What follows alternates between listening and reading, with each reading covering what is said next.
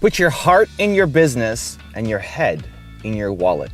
Your heart in your business, the business that you do, what you're running has to feed you, has to feel purposeful, has to feel like you matter, you mean something, it's having an impact, you're touching lives, you're changing the world, right? Like, you need that passion to drive your business forward, otherwise you're gonna quit. Put your head in your wallet so that you have money coming in, so that you have backup plans, so that you can survive and still feed yourself and your family and pay the internet and, and everything else. Your head is in your wallet and your heart is in your business. I think a lot of times people start and they're already trying to diversify. You know, you're already trying to take on opportunities that you just see as a hot market opportunity for this year. You're trying to take on a million things because you think one of those are bound to pay off. If you don't have your heart in the thing that you're doing, you're never going to win. It's the number one rule of success. You have to love the thing that you're doing. From every entrepreneur that I followed and looked up to and researched and profiled and created videos on, the number one rule for success is you have to love the process of the thing that you're doing. But you have to bring your head with you, you know? You have to bring your head with you to make smart decisions, to actually have money left over. Making money is really important. Whether you're an entrepreneur or not, making money becomes really important. It's not number one, but it's got to be in your top 5. I'm right now going through a process of figuring out what to do with my financial situation. We've grown, you know, we're at 37 people, we're building, and it's great.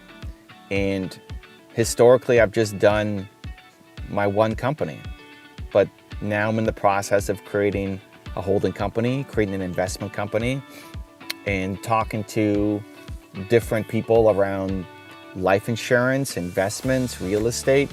And what I keep telling them is my heart is in my business and my head is in my wallet, just to help me make the right strategic decision. With money going out, I don't care as long as it's the best decision. Like, show me how I'm gonna make money and not pay taxes, right? Or just pay my fair share of taxes, pay what I'm required to pay, right? I am ultra safe. I do not want calls from the government. I want backup plans upon backup plans for my money and where I'm investing it. But then my heart is in my business. And I'm gonna keep coming up with new, innovative, crazy ideas of things that I can do inside my company. At the very beginning, I had no money. It was all heart, all just trying to get something off the ground. And I think people often will prematurely diversify. Will prematurely find 18 different sources of income, where the smart thing to do at the beginning is probably just pick one. Like, pick the one that will actually pay you the fastest. That's still inside of your mission, right? That's still inside of the vision you want to create for yourself. Pick the one that will pay you the fastest, that then allows other things to happen.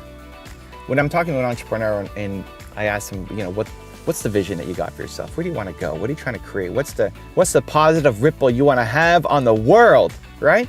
What is that? They tell me their big plan and big goals and big dreams. It's amazing.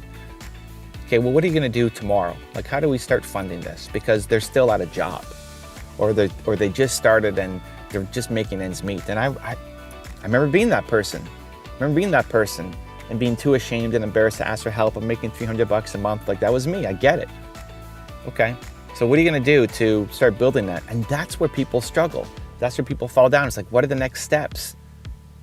You could see the end picture and the goal and the vision that you've got for yourself and what you want to make, but from where you are now to where you're going to be, it just feels too big, too slow, too impossible, needing venture capital funding, needing a whole ton of support. It's like, no, you just need to figure out what's the next step that will start to pay you for what you're doing. This is where people often don't want to have the conversation because they just want to do everything for free.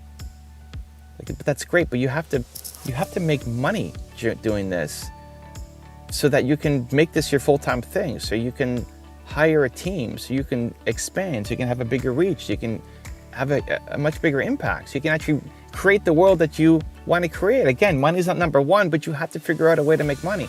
So inside of your big dream, what is the next step that you have to take that's going to start to get you paid? And often it's coaching. Often it's selling your time, right? Often it's taking the expertise that you have inside you. You solved the problem for yourself. Now you're going to help other people do it, and you're going to get paid to do it. Well, when I suggest that to people, like, oh, well, I don't want to trade my time for money. I want to create a product. I want to write my book. I want to, create a course or whatever. Like, well, those take a crazy long time to do. If that's really what's in your heart, okay, great, go do it. But it takes a really long time to do. It's going to take forever to get paid. And you're probably going to miss the mark. If you're creating a product, if you're writing a book, think about what a book is. Think about what speaking is. It's basically coaching, but to many.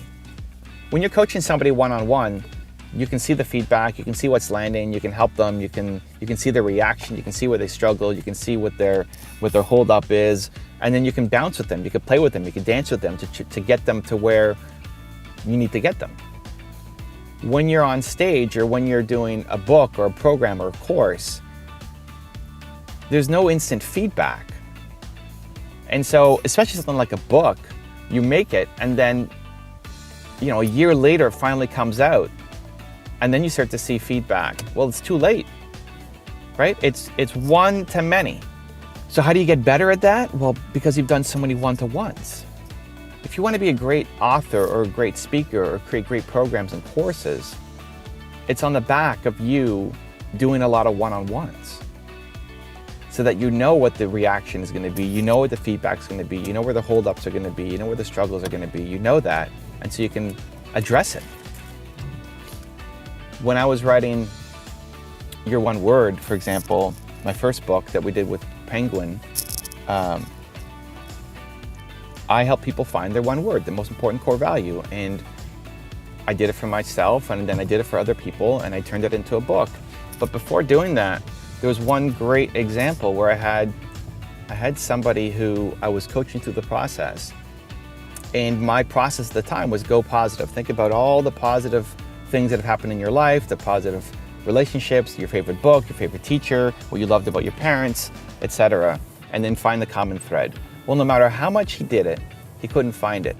He's like, I don't know, is it this, is it that, is it this? He kept going back and forth, and I can't tell him what the answer is, I can only guide. So finally, after, 20 minutes sitting at a Starbucks with him trying to figure out what it was, I came up with a different approach, which was, okay, you know what, instead of going positive, let's go negative. Go negative. What's the thing that you hate about people? Who are some people who, you don't hate the person, but you hate the thing. There's something about them that you hate. What is that? What's that value? And came up with the anti-word. And he said, oh, that's easy, I hate this. Like, okay, great. Well, the opposite then is your one word, right? So to figure out, sometimes to figure out what you stand for, you have to figure out what you stand against. And it's easier to figure out what you stand against for some people. Not me, I'm wired to figure out what I stand for. It's a lot easier for me.